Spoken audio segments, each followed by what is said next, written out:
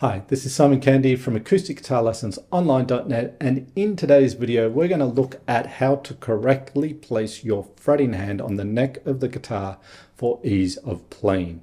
Now, many people get this wrong, and what happens is it's a major cause to a lot of symptoms that then come in, a lot of issues and problems that come into that person's playing. Now, what a lot of people think is their hands are too small or their fingers aren't long enough, and I'm here to tell you that is not true in 99.9% of the cases. I've never come across a student in my 3 decades of teaching whose hands have been too small to play guitar. Now, you might look at my hand and my fingers and think I've got long fingers and a large hand, so it's easy. I've got more than I need, okay, to play guitar. So you can do this. What does matter is the positioning of the hand, and that's what we're going to look at today. So in this lesson, we'll look at really effective strategies that will get your hand in the right position.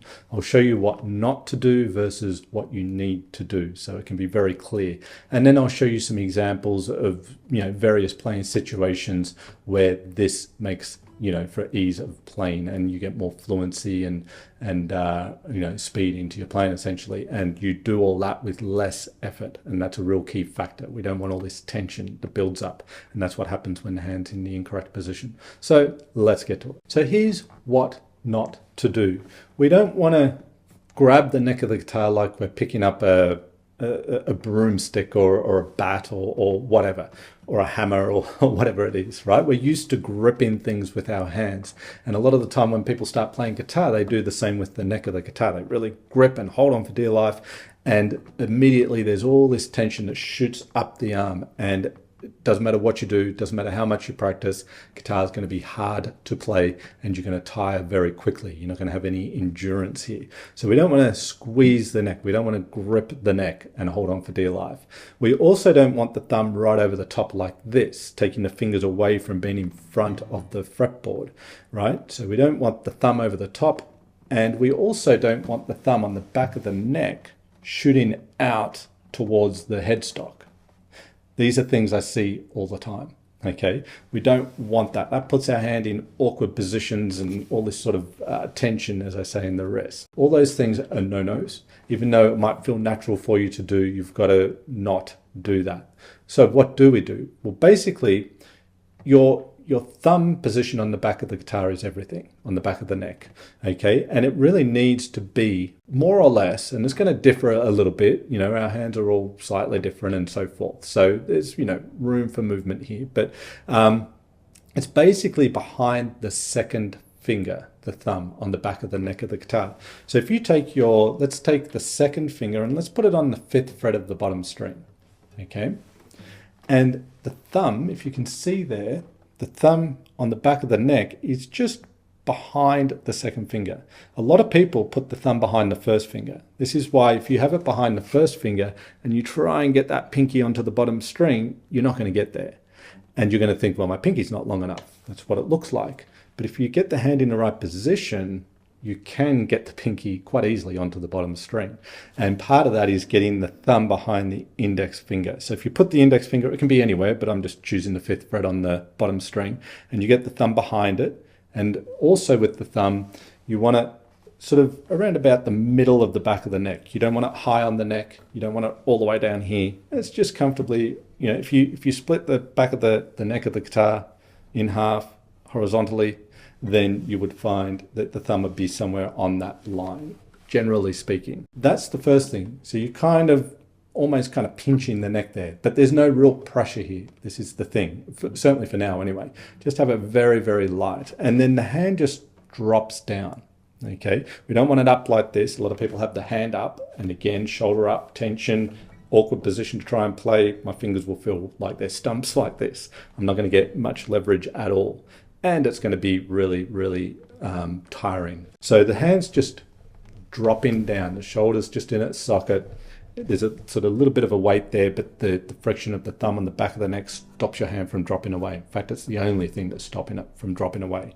If your hand's in this position and I came up behind you and I just hit your arm, it should just drop like a dead weight, okay? That's how it feels when we're on the neck of the guitar with our fretting hand. So we're not squeezing and holding on for dear life. We've not got the thumb all in different angles and positions, and we don't have it behind the first finger, it's more behind the second finger.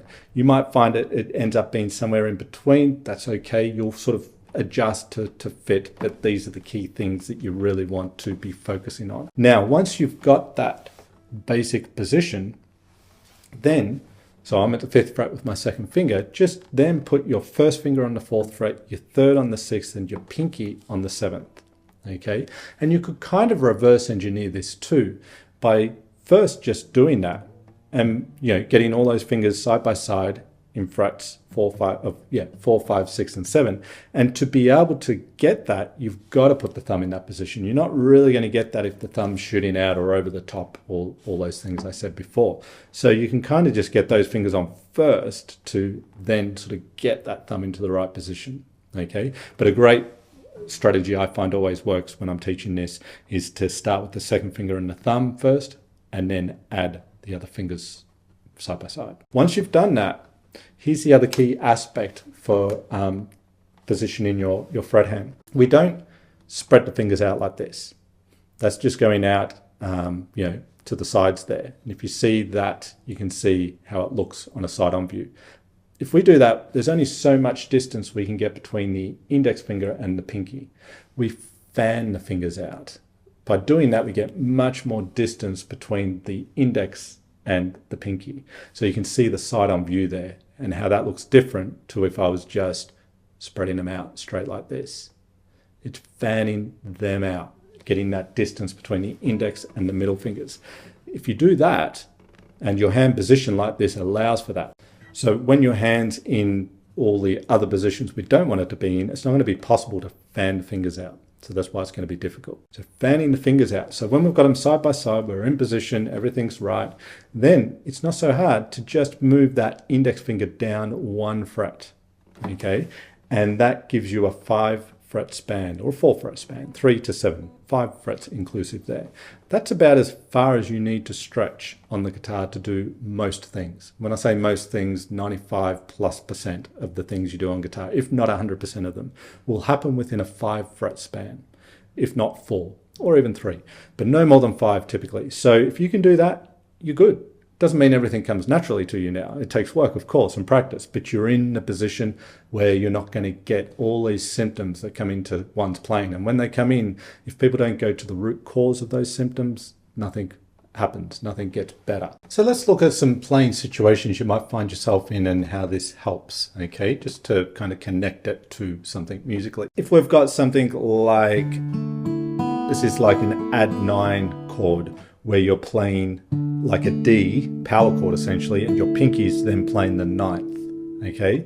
And I like to include like open droning strings on top with this chord. So that chord is quite a stretch. It's doing sort of the maximum stretch of that 4 fret span this time in this position, 5 to 9. So if you've got that thumb in the position like we're talking about before, that's going to be easier to do. Now, in terms of single note playing, typically on the guitar, when we're playing, we're using either major scale shapes, which gives you access to all the modes and all that sort of stuff, or we're using the pentatonic scale shapes. So for major scale shapes, I like to use the 3 note per string scale shapes. So a typical major scale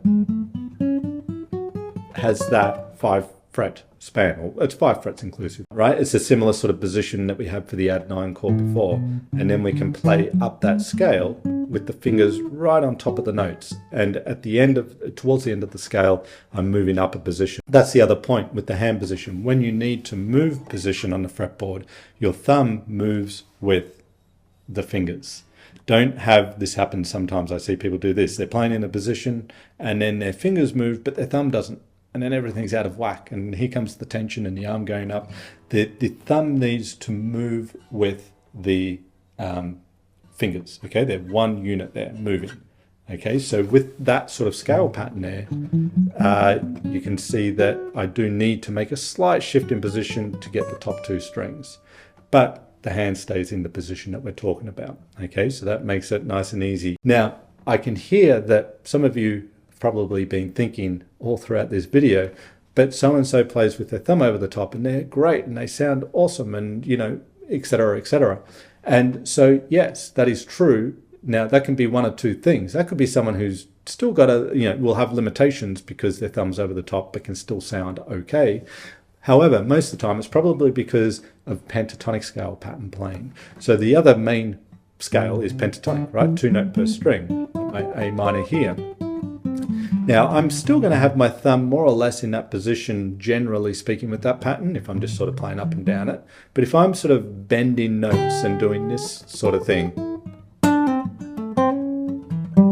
then yes, the thumb can come up a little bit because we need to get the leverage under the fingers to bend.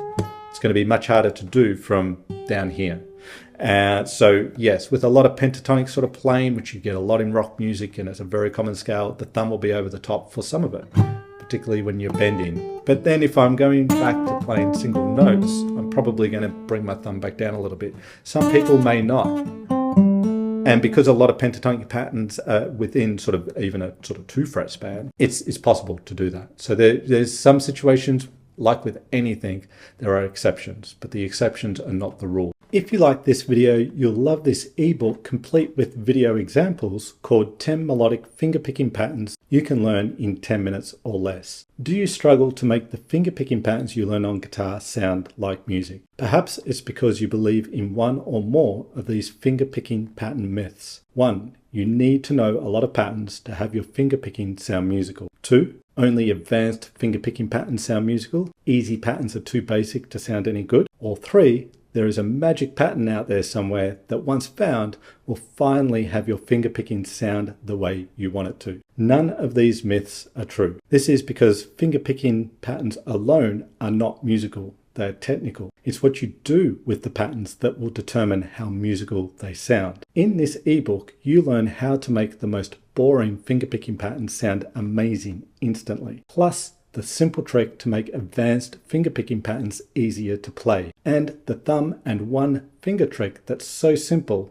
and will have your fingerpicking sounding pro in no time. Click the link in the description below this video and download your free ebook complete with video examples, 10 melodic fingerpicking patterns you can learn in 10 minutes or less. You'll have it in your inbox within minutes. Let me know in the comments below what acoustic guitar topics you'd like to see covered in future videos. I'd love to hear from you. I read the comments and I do replies, so don't be shy, drop us a line. A lot of the things I have suggested to me do become videos. So if you want something, ask and you may just receive it. If you like this video, then hit that like button, and if you haven't already, subscribe to the channel, and of course hit the notification bell button so YouTube can tell you when I've released a new video, which is every single week. Thank you so much for being here. This is Simon Candy from acousticguitarlessonsonline.net. As always, I really do appreciate you taking the time to check out my videos. I hope they help you out, and I look forward to seeing you in the next one.